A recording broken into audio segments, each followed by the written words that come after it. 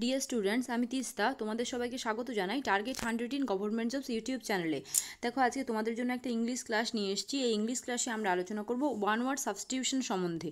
এই one word substitution তোমাদের জন্য কতখানি ইম্পর্টেন্ট তোমরা সবাই জানো। সে তোমরা ওয়েস্ট বেঙ্গল পুলিশই দাও কিংবা তোমরা আবগারি পুলিশই দাও, যাই দাও, যেখানে ইংলিশ আছে, যেখানে সিলেবাসের মধ্যে ইংলিশ আসে, সেখানে ওয়ান ওয়ার্ড সাবস্টিটিউশন একটা গুরুত্বপূর্ণ বিষয়। আজকে আমরা এই ওয়ান ওয়ার্ড সাবস্টিটিউশনই আলোচনা করব, প্রায় 30টা আলোচনা করব। এইভাবে আমরা 3টে পার্ট করব, 3টে পার্টে আমরা টোটালটা কমপ্লিট করব ওয়ান ওয়ার্ড সাবস্টিটিউশন। এর মধ্যে তোমরা কমন পাবে। দেখো, এবার 4টে আসে, 4টের মধ্যে 4টেই কমন আনা সম্ভব নয়। আমি তোমাদেরকে 2 থেকে 3টে কমন এনে দিতে পারি। আর আজকে ক্লাস যদি ভালো লাগে, ক্লাসটা লাইক করে দিও। আর যদি চ্যানেলে নতুন হও, চ্যানেলটা সাবস্ক্রাইব করে বেল আইকনটা ক্লিক করে অল করো, যাতে ভিডিওর নোটিফিকেশন পেয়ে যাও।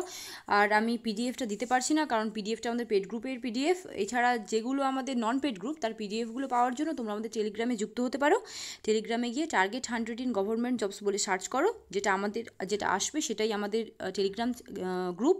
সেখানে জয়েন করে যেতে পারো, সেখানে তাহলে নন পেড গ্রুপ পিডিএফগুলো তোমরা পেয়ে যাবে। আমি কিন্তু সাজেস্টিভ করে প্রত্যেক কটা নিয়ে এসেছি, এমন না যে আমার মন খুশি আমি তুলে নিয়ে এসেছি।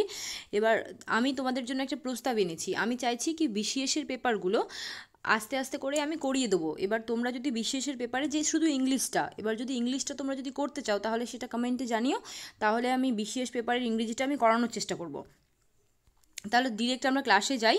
তো প্রথমে দেখো কি আছে। প্রথমে আমি একটা লিখেছি, one who is all powerful, মানে কি একজন মানুষ যে খুবই শক্তিমান, মানে সব জায়গাতেই সে শক্তিমান। তাহলে তাকে কি বলবো? তাকে বলবো অমনিপোটেন্ট। ওকে, তাকে আমরা বলবো এক কথায়, মানে যে মানুষ খুবই শক্তিমান কিংবা শক্তিশালী, তাকে আমরা কি বলবো?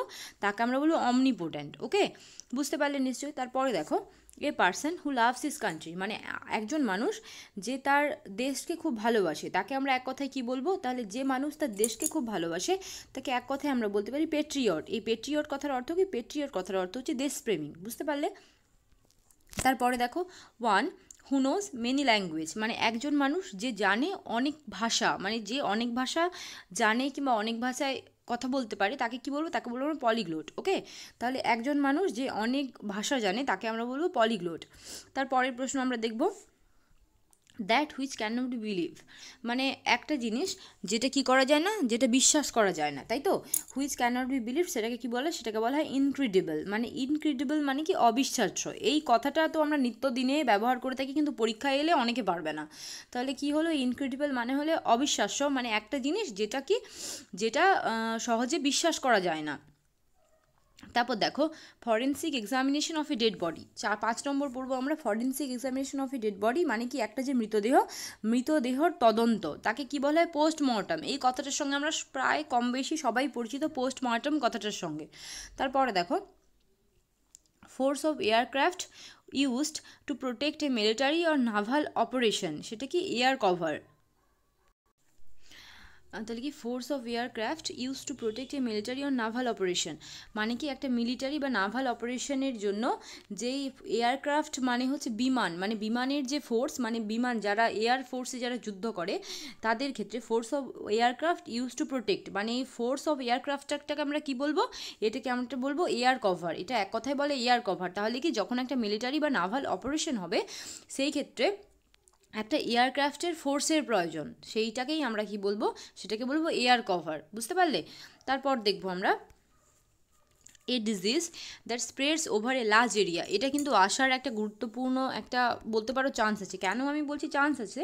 কারণ এই কিছুদিন আগে নোভেল করোনা ভাইরাসের ব্যাপারটা তোমরা জানো, আর এই কথাটার সঙ্গে তোমরা সকলেই পরিচিত, কিন্তু তাও আমি কথাটা নিয়ে এসেছি, যেটাকে আমরা এপিডেমিক বলি। আমরা এই কিছুদিন আগে শুনলাম এপিডেমিক করোনা ভাইরাস, এটা আসার একটা বিপুল পরিমাণে চান্স রয়েছে, তাই আমি এটা নিয়ে এসেছি। তাহলে কি, এই disease that spreads over a large area, মানে কি একটা রোগ যেটা একটা বিস্তীর্ণ এলাকা জুড়ে ছড়িয়ে পড়ে, সেটাকে আমরা কি বলবো? এপিডেমিক। তাহলে হলো, তেমন এপিডেমিক মানে কি? এপিডেমিক মানে হলো একটা রোগ যেটা একটা অনেকটা বিস্তীর্ণ এলাকা জুড়ে ছড়িয়ে পড়ে, সেটাকেই বলবো এপিডেমিক। তারপরে দেখো, অফ আননোন অর আনঅ্যাডমিটেড অথরশিপ, মানে কি যেটা একটা অজানা কিংবা আনঅ্যাডমিটেড, যেটা অ্যাডমিটেড নয়, সেই সমস্ত জায়গা থেকে কোনো কিছু হওয়া, সেটাকে কি বলবো আমরা? সেটিকে বলবো অ্যানোনিমাস। অ্যানোনিমাস মানে অজানা, আমরা সকলেই জানি।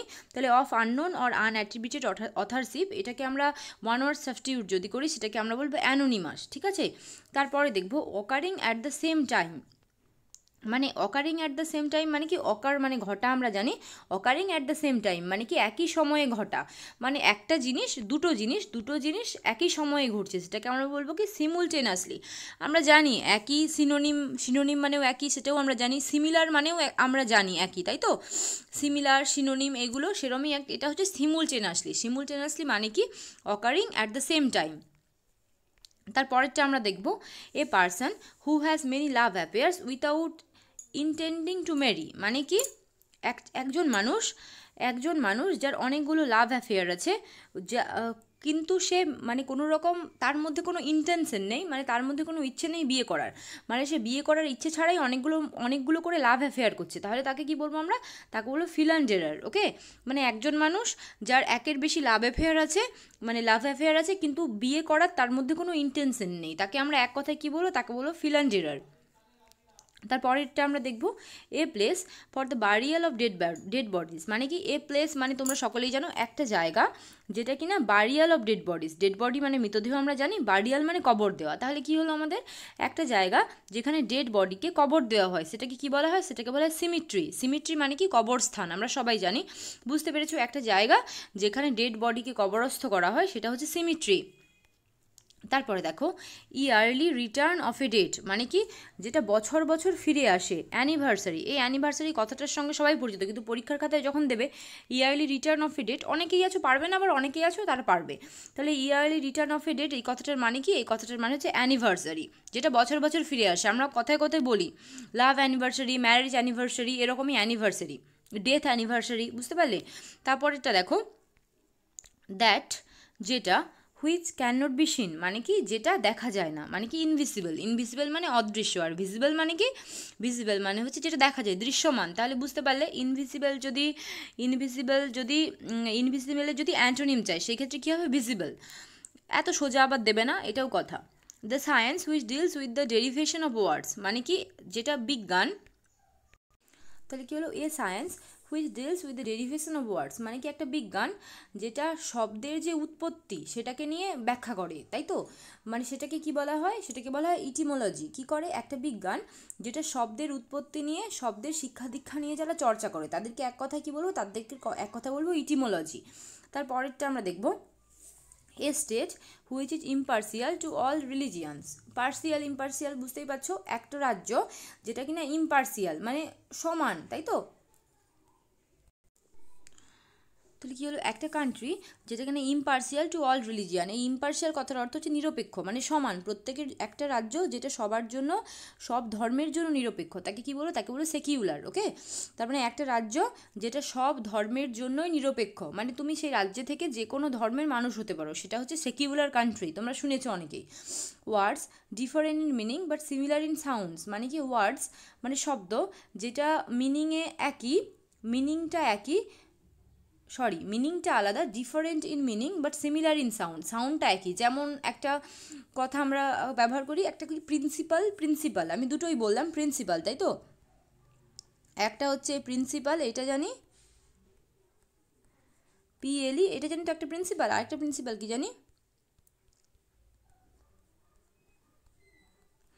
এই দিয়ে দুটো প্রিন্সিপাল লিখেছি, এই দুটো প্রিন্সিপালের মধ্যে একটা হচ্ছে মুখ্য আর একটা হচ্ছে যে কলেজের যে প্রিন্সিপাল হয়, কলেজের যে প্রধান অধ্যক্ষ সেটা বলা হয়। তাহলে তোমাদেরকে আমি একটা কাজ দিলাম, এটা লিখেছি আমি PRINCIPEL, এই প্রিন্সিপাল মানে কি সেটা তোমরা বলবে, আর একটা লিখেছি PRINCIPLE, এই প্রিন্সিপাল লিখেছি।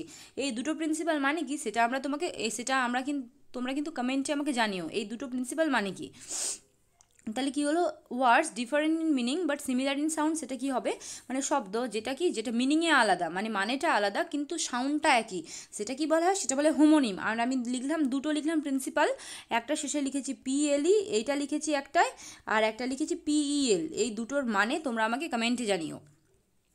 তারপরে দেখো, one who has narrow religious view, সেটাকে কি বলে? বিগোট মানে কি যেটা রিলিজিয়াস ভিউ খুবই ন্যারো, মানে আমার ধর্মটা ভালো ওর ধর্মটা খারাপ, এটা ন্যারো রিলিজিয়াস ভিউ হয়, এটাকে কি বলে? এটাকে বলে বিগোট। ওকে, বাইগোট, যেভাবে উচ্চারণটা করতে পারো।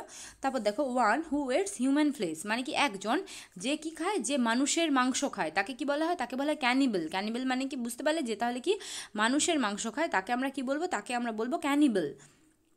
তারপর আমরা দেখব a person who can neither read or নর রাইট। আমি তোমাদেরকে এইটুকু বিশ্বাস করি, যদি এইটা আসে তোমরা লিখে আসবে। তাহলে কি একটা মানুষ যে লিখতে পারে না বা পড়তেও পারে না তাকে কি বলা হয়? তাকে বলা হয় ইললিটারেট, তাই তো? ইললিটারেট বলা হয়। আর এর অপোজিট লিটারেট। তারপর অ্যাটেন্ডিং এ ফিউনারেল, মানে তুমি যখন একটা ফিউনারেল অ্যাটেন্ড করছো তাহলে তোমাকে তখন কি বলবে? তখন তোমাকে বলবে মোর্নার্স। এই মোর্নার্স কথাটা এসছে কোথা থেকে জানো? এই মন থেকে, MOURN, এই মন থেকে। এই মন কথার অর্থ কি জানো? এই মন কথার অর্থ হচ্ছে বিলাপ করা। এই মন থেকে মোর্নার্স মানে অ্যাটেন্ডিং। তুমি যখন একটা ফিউনারেল মানে জানো তো? ফিউনারেল মানে যখন কেউ মারা যায় তার যে সেই কাজকর্ম সেটা হচ্ছে ফিউনারেল। তাহলে ফিউনারেলে অ্যাটেন্ড করছো তখন তোমাকে বলে মোর্নার্স, মানে তুমি ওখানে মোর্ন করছো, বিলাপ করছো। বুঝতে পেরেছো? তারপর দেখো এ লাভার অফ ম্যানকাইন্ড, মানে কি মানুষকে যে ভালোবাসে তাকে কি বলা হয়? তাকে বলা হয় ফিলান্থ্রোপিস্ট। যে মানুষকে ভালোবাসে তাকে এক কথায় বলা হয় ফিলান্থ্রোপিস্ট। ইম্পর্টেন্ট কিন্তু এইটা। তারপর দেখো at a lecture or concert, মানে একটা লেকচার মানে বুঝতে পারছো যেখানে বক্তৃতা রাখা হয়, কিংবা কনসার্ট একটা অনুষ্ঠান, সেখানে যে থাকে তাকে কি বলা হয়? তাকে বলা হয় অডিয়েন্স। বুঝতে পারলে হয়ে গেল এটা। তারপর আমরা দেখব। আর তার আগেই তোমরা যদি আমাদের কাছে যদি অ্যাডমিশন নিতে চাও, সেটা তোমরা যদি আবগারির জন্য, কিংবা আবগারির আমাদের নতুন ব্যাচ স্টার্ট হতে চলেছে, আর যদি ওয়েস্ট বেঙ্গল পুলিশ যদি অ্যাডমিশন নিতে চাও, তাহলে তোমরা এই যে নাম্বারটা দেখতে পাচ্ছ 7001496841, এই নাম্বারে কন্ট্যাক্ট করো। আমরা এখানে তোমাদেরকে দায়িত্ব নিয়ে পড়াবো। অ্যাকচুয়ালি আমরা আমাদের দিক থেকে কোনো রকম ত্রুটি রাখবো না, আমরা সব কিছু প্রোভাইড করব। তোমাদের যদি কোনো রকম রিকোয়ারমেন্ট থাকে সেটাও আমরা দেবো, কিন্তু তারপর পড়ার দায়িত্বটা কিন্তু তোমাদের থাকে। বুঝতে পেরেছো? আমরা আমাদের মতো সব করব, কিন্তু পড়তে হবে তোমাদেরকে। তারপর দেখো তারপরটা আমরা দেখবো। তারপরে আছে এ লাভার অফ ওন সেলফ, মানে কি ওন সেলফ এটা, কিংবা ওয়ান সেলফ যা ইচ্ছে বলতে পারো। মানে কি যে নিজেকে ভালোবাসে তাকে কি বলা হয়? তাকে বলা হয় ইগোইস্ট। ওকে, যে নিজেকে ভালোবাসে তাকে আমরা বলবো ইগোইস্ট। তারপরের প্রশ্ন আমরা দেখবো one who is present everywhere, মানে একটা মানুষ যে কিনা যে সব জায়গায় উপস্থিতি তাকে কি বলে? তাকে বলে অমনি প্রেজেন্ট। বুঝতেই পারছো? আর একটা আমি একটু আগে করালাম ওয়ান হু ইজ, কি করলাম? হু ইজ অল পাওয়ারফুল, তাই তো? সেটা হচ্ছে অমনিপোটেন্ট। আমরা জানি কি গড ইজ অমনিপোটেন্ট, মানে কি ঠাকুর হলো সর্বশক্তিমান। আর এটা কি ওয়ান হু প্রেজেন্ট এভরিওয়্যার, মানে একজন মানুষ যে সব জায়গায় যার উপস্থিতি বর্তমান তাকে কি বলা হয়? তাকে বলে অমনি প্রেজেন্ট।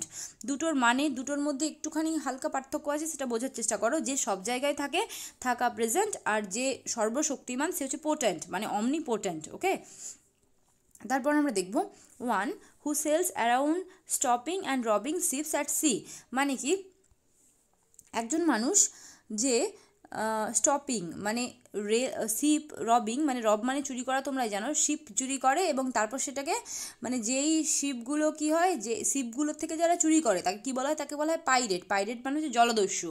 মানে একটা শিপ থেকে সে মালটা কালেক্ট করলো, তারপর সে সেটাকে বিক্রি করলো। বুঝতে পারলে? এইভাবেই যে করে সেটাই হচ্ছে কি, তাকে বলা হয় পাইরেট। তারপর দেখো অ্যানিমালস। তারপরে আমরা দেখব animals whose live in water, মানে পশুরা যারা জলে বসবাস করে তাকে কি বলা হয়? তাকে বলা হয় অ্যাকোয়াটিক। তাকে বলা হয় অ্যাকোয়াটিক। যারা জলে বসবাস করে তাকে বলা হয় অ্যাকোয়াটিক, জলজ প্রাণী। তোমরা জানো এটা, আমি জানি। An office which is no work but high salary, মানে কি একটা অফিস যেখানে কোনো রকম কাজকর্ম নেই কিন্তু সেখানে স্যালারিটা অনেক, তাকে কি বলা হয়? কোথায় গেল? এই দেখো, তাহলে তাকে কী বলে? তাকে বলে সিনিকিওর। ওকে, তার মানে একটা অফিস যেখানে কোনো রকম কাজ নেই কিন্তু অনেক টাকা স্যালারি দেয়, সেক্ষেত্রে তাকে বলে সিনিকিওর। তারপরের প্রশ্ন আমরা দেখবো a child brought up by persons who are not its present parents, PARENTS, ঠিক আছে বানানটা। একজন চাইল্ড যে কিনা যে ব্রট আপ মানে বেড়ে ওঠা, জানো নিশ্চয়ই, বাই পার্সনস কোনো একটা মানুষ যারা ব্রট আপ হলো, যারা আবার তার পেরেন্টস নয়, তাকে কি বলা হয়? তাকে বলে foster child. Okay, a child brought up by persons who are not its parents, মানে কোনো একটা শিশু কোনো মানুষের দ্বারা বেড়ে ওঠে যারা আবার তার পেরেন্টস নয়, তাকে কি বলা হয়? তাকে বলে ফস্টার চাইল্ড। তারপর আমরা দেখব a child born after the death of its father, মানে কি একটা শিশু যে কিনা তার বাবার মৃত্যুর পর তার জন্ম হলো, তাকেই বলবো, তাকে বলে পস্থিউমাস। মানে একটা শিশুর জন্ম হলো তার বাবার মারা যাওয়ার পর, তাকে আমরা বলবো পস্থিউমাস। তোমাদের যদি অসুবিধে হয় ভিডিওটা দুবার দেখে নিও, আর আমার মনে হয় না তোমাদের পড়া লাগবে। দুবার যদি দেখে নাও পড়া লাগবে না, কিন্তু পরীক্ষার আগে আবার ভুলে যাবে, সেই জন্য তোমাদের লিখে নেওয়াটাই তোমাদের জন্য বেটার হবে।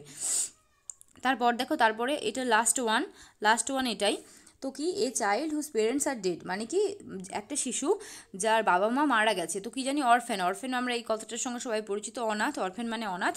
আর যদি ক্লাসটা ভালো লাগে তাহলে লাইক করে দিও আর শেয়ার করে দিও।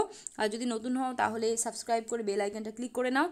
আর যদি তোমরা, আমি যেটা বললাম তোমাদেরকে, বললাম যে তোমরা যদি BCS এর পেপারগুলো চাও আমি তাহলে সেগুলো তোমাদেরকে ইন জেনারেলভাবে করাতে পারি। যদি চাও সেটা জানিয়ে নিও, নাহলে আমি আমাদের যারা প্রাইভেটে যারা আমাদের কাছে পড়ছো তোমাদেরকে তো আমি করিয়ে দেবো BCS এর পেপারগুলো যেটা টোটালটা। আর তোমরা যদি ইন জেনারেল চাও তো আমি ইন জেনারেলও আনতে পারি ওটা, তাহলে তোমরা কমেন্ট করে জানাও। আর যদি আমাদের কাছে তোমরা অ্যাডমিশন নিতে চাও তাহলে তোমরা যে নাম্বারটা 7001496841 যে নাম্বারটা দেখতে পাচ্ছ ওই নাম্বারে তোমরা কন্ট্যাক্ট করো। আর পড়তে কিন্তু তোমাদেরই হবে, আমাদের কাজ ম্যাটেরিয়ালসটা দিয়ে দেওয়া, ম্যাটেরিয়ালস আমরা দেবো, ক্লাসও তোমরা পাবে, কিন্তু পড়বে কিন্তু তোমরা, শুধুমাত্র তোমাদের চেষ্টাতেই তোমরা সফল হবে। তাহলে এই ক্লাসটা এখানেই শেষ করলাম। আমি এর আরও 2টো পার্ট নিয়ে আসবো, 3টে পার্টে মোট আমি 90 থেকে 100 খানা করাবো। এগুলো আমি রিকোয়েস্ট করবো তোমাদের সবাইকে টোটালটা করিয়ে দাও। আমি ইউটিউবে অলরেডি তোমাদের সাফিক্স, প্রিফিক্স, ইডিয়ামস, ফ্রেজ আমি, আর এই যে আমি আরম্ভ করলাম 1 ওয়ার্ড সাবস্টিটিউশন আমি করিয়ে দিয়েছি। আর তোমাদের যেটা আমাদের ভয়েস চেঞ্জ চলছে পেড গ্রুপে, তোমাদের ভয়েস চেঞ্জ ইন্টারোগেটিভ সেন্টেন্সটা বাকি আছে, আমি ওটাও করিয়ে দেবো। করিয়ে দিয়ে আমি ওটা কমপ্লিট করবো, ভয়েস চেঞ্জ তাহলে তোমাদের কমপ্লিট হবে। তারপর আমরা ডিরেক্ট ন্যারেশন চেঞ্জে ঢুকবো।